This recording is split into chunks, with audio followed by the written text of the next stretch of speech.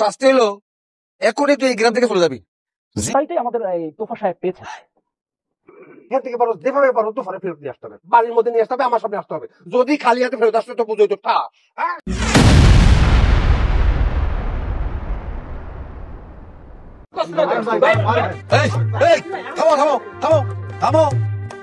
তোমরা সকলে যদি কথা কও তাহলে পরে আমি কথা শুনবো কি করে? হ্যাঁ, একজন একজন করে কও। বুঝি ভাই, তোমার অভিযোগ কি কও? আমি কালুখালী হাটের থেকে বুধবার দিন নগদ ৮০,০০০ টাকা দিয়ে একটা গরু কিনেছিলাম। ৭ দিন পার হতে না হতেই আমার বয় ঘরের থেকে আরো ৩টি গরু সহ মোট ৪টি গরু নাই। এই তোফাই আমার গরু চুরি করেছে। বিশ্বাস নয় আমার মেয়ের কাজ শোনেন। ওমা সামুর পা না, গরু তো চুরি হয়েছে, এটা সত্যি। আসলে সবাই যখন করছে তাহলে পরে হতেও পারে। আবার কি তোফাই চুরি করেছে? তোফাই মুন্সি কাকা, এই আপনি কি নিজের চোখে দেখেছেন যে আমি চুরি করেছি? দেখছেন আপনারা? দেখেছেন চুরি করে আমার সোরের বড় বড় গলা, হ্যাঁ লম্বা গলায় কথা কয়। এই তুই গ্রামে থাকতি, তুই ছাড়া আমার গরু কিনা চুরি করেছে। হ্যাঁ, আপনার কথা শুনে মনে হচ্ছে আমি ছাড়া পৃথিবীতে আর কোনো চোর নেই, আমি একলাই চোর। এই এত বড় বড় চুরি কেন? এখানে তো তোর বিচার চলতেছে, এই কথা কি তোর বুঝাই বলতে হবে? দাদা কষাই কি আলু কাটে দেবো নাকি? আচ্ছা, আর কার কোনো অভিযোগ আছে? আরে হ, আমার কবুতরের পুরো ঘর খালি করে ফেলছে। আমার কত শখের কবুতর, এর বিচার চাই আমি। আমার দোকানে সব মাল নিয়ে গেছে চেয়ারম্যান সাহেব, আমি এর বিচার চাই। চেয়ারম্যান সাহেব বিশ্বাস করেন, আমি সব কিছু চুরি করিনি, সব আমার বিরুদ্ধে ষড়যন্ত্র হচ্ছে। দাদা দেখছেন কত বড় সাহস, খেলা মুখের উপর কেমন না করতেছে? একবার কিন্তু মাথা দেবো। সকলের কথা তো শুনলাম, তারপরে ওকে নিয়ে আর কতবারই বিচার করবো বলো? সব ভাইয়া দেয়। আরে শালা গ্রাম সারা গ্রাম সারা করি না। সবাই যখন ওরে নিয়ে সমস্যা, তাহলে পরে এক কাম করি, গ্রামের বেতন বার করে দেই।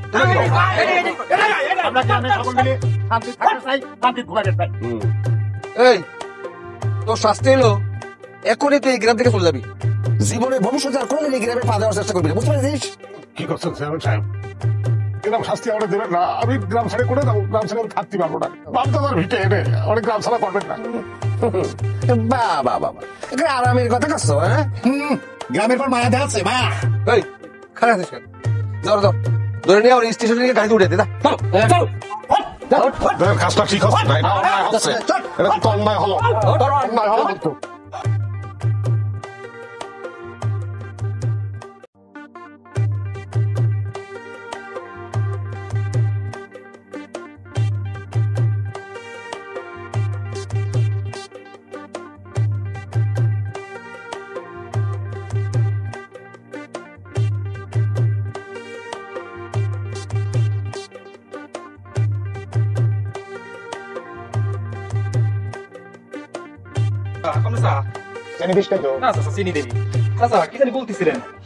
বলছিলাম আমার জুয়েন বয়সের কালের কথা, ওই যে গজারির বিল, বুঝছো? গজারির বিলে একবার বাউতি নামে আমি পলনে ফল দিয়ে সাপ দিছি আর পলনে কাটতে গেছি। তারপরে হাত দিয়ে একটা বিরাট বয় তুলেছি। আসসালামু আলাইকুম। কাকা এটা কি তালুকপাড়া? জি, আমার নাম দিদার, আমি ঢাকা থেকে এসেছি। দেখেন তো কাকা, এই ঠিকানার লোকটা চিনেন কিনা? দেখি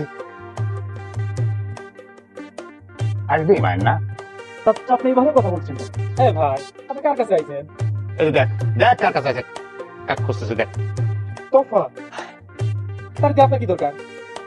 তার সাথে আমার কাজ আছে, আমি বিষয়টা ওনার সাথে আলাপ করতে চাচ্ছি। তো ওনার সাথে আলাপ করবেন, তো ওনার সাথে আলাপ করেন না, আমার কাছে আসে খুঁজছেন কি জন্য? ওটা চোর বাটপারের খবর আমরা রাখিনি, বুঝছেন? তার খবর যদি জানতেই চান তাহলে চলে যান আমার এলাকার চেয়ারম্যান কাছে।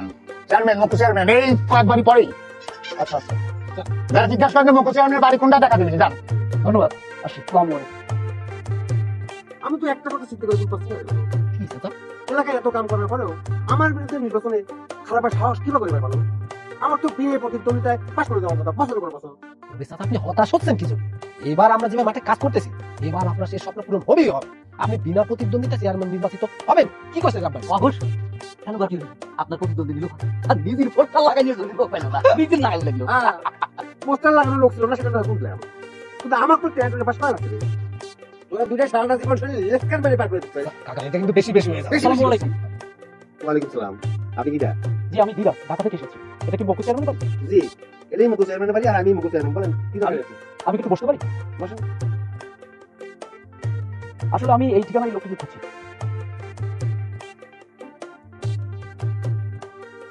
তোমার কাছে আপনি কিছু দিন আসলে আমি বিষয়টা তোফা সাহেব বলতে চাই। আমি এই গ্রামে অনেকের কাছে ঠিকানাটা খুঁজেছি, তো কেউ ওনার ঠিকানা বলতে পারে মানে বলতে চাচ্ছে না, সবাই আপনার কাছে পাচ্ছে। তোফা সাহেব, তোফা সাহেবের কাছে আপনি কি জন্য এসেছেন বলেন, আমাকে বলতে পারেন, আমি তো চেয়ারম্যান, বসান দিন বলেন। আসলে আমি একটা লটারি কোম্পানি থেকে এসেছি। আমাদের কোম্পানিটার নাম হলো ভাগ্য আপনার টাকা আমাদের, এটা আন্তর্জাতিক মানের কোম্পানি। তো বাংলাদেশেও আমাদের একটি শাখা আছে। তো আমাদের এই কোম্পানিতে প্রতি বছর একটা রেফারেল হয়। তো এবারের রেফারেলতে নগদ 1 কোটি টাকা, ঢাকাতে একটি ডুপ্লেক্স ফ্ল্যাট এবং 4 দিনের থাইল্যান্ড কাপড় ট্যুর আছে। তো এই লটারিতেই আমাদের এই তোফা সাহেব পেয়েছে। জি, তো বিষয়টা হলো তোফা সাহেব পেয়েছেন, কিন্তু ওইখানে যে নাম্বারটা দেওয়া আছে আমরা অনেকবার ট্রাই করার পর ওই নাম্বারটা আমরা বন্ধ পাচ্ছি। তো তারপর আমরা ফর্ম খুলে দেখলাম এই যে ঠিকানা অনুযায়ী আমি আপনাদের গ্রামে আসলাম, আপনাদের এই গ্রামে খোঁজাখুঁজি করছি, আসলে কেউই ঠিকানা বলতে পারছে না। তোরা বসে আছিস কেন মেহমানটাকে খালি মুখে বসে রাখি, যা ডাব করে দিয়ে যা যা যা। আসলে স্কুল উনি আছে কোথায় বলতে পারবেন?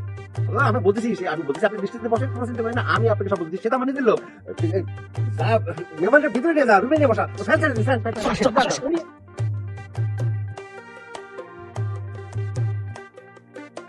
তোমার তুই কি কাম বাঁধাইছিস রে?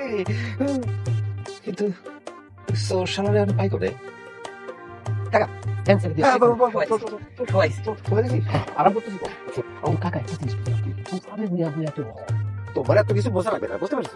তোমরা দুজন এখন দেখে থেকে পারো, যেভাবে পারো তো ঘরে ফেরত নিয়ে আসতে হবে, বাড়ির মধ্যে নিয়ে আসতে হবে, আমার সামনে আসতে হবে। যদি খালি হাতে ফেরত আসতে তো বুঝো তো কাকা তোফার আপনি 4 বছর আগে খেতেছেন গ্রাম ছাড়া করছেন, এখন কই খুঁজে আমি অত কিছু বুঝতে চাই না, তোমাকে আমার লাগবে। চল, যা। তোকে দুইটার মুখ আমি দেখতে চাই না, দূরে যেতে দূরে। বিশ্বাস করেন কাহা, ঢাকার কোন অলিগলিতে আমরা তোহার খুঁজতে বাকি রাখি না। আমার মনে হয় কি চেয়ারম্যান সাহেব জানেন, তোমার ঢাকাই নেই, মানে দেশেই নেই, বিদেশ চলে গেছে। ঠিক কইছে কাকা। বিদেশ বাজান আইসো, বাজান বাজান কোনে ছিলে তুমি? জি ওই কারণ বাজারে সালামের সঙ্গে দেখা, সালাম কলেজে গদলার রব্বানি আমার খুঁজ দিছে। ওই আপনি নাকি আমার খবর দিচ্ছেন কিসের জন্য, সেই জন্য চলে এলাম। আমি তো এখন ঢাকায় থাকি, আমি তো কোনো অন্যায় করিনি। আমার কিসের জন্য খবর দিচ্ছেন? কিসের জন্য? আমি তো কোনো অন্যায় করিনি। ঢাকা শহরে থাকিস, তাহলে আমরা তো খুঁজে পাবো না কিছু। এই চাপাবাজি বাদ দিয়ে ব্যাগটা ধর। ধর। কি হলো, হা করে চাই আসিস কেন? ধর। ব্যাগের মতন কিছু নেই। না তুমি চিন্তা করো না। যে তাহলে মানে কিসের জন্য খুঁজেছেন সেটা একটু বলেন। তুমি অস্থির হচ্ছে কেন বাবা? হ্যাঁ, অস্থির হওয়ার কিছু নেই তো। আমি তো একবার বলেছি, আমি কি একবার বলেছি তুমি অন্যায় করেছো? এই গ্রাম তোমার, এই গ্রামে তুমি থাকবা। আমি তোমার সাথে নিরিবিলি কথা বলবো, এখন তুমি ভিতরে যে রেস্ট করো। এই বড় তো খারাপ আছিস কেন? হ্যাঁ, আমার বড় রুমে নিয়ে যা, বড় রুমে। রেস্টের কথা বলেছি, রেস্টের কথা কিন্তু বলেছি চেয়ারম্যান সাহেব। আমার টাকা চলে আসছে, আমার টাকা চলে আসছে। যদি নাটকের ক্লিপটা দেখে আপনাদের ভালো লাগে তাহলে অবশ্যই লাইক, কমেন্ট, শেয়ার করবেন এবং আমার চ্যানেলটিকে সাবস্ক্রাইব করবেন।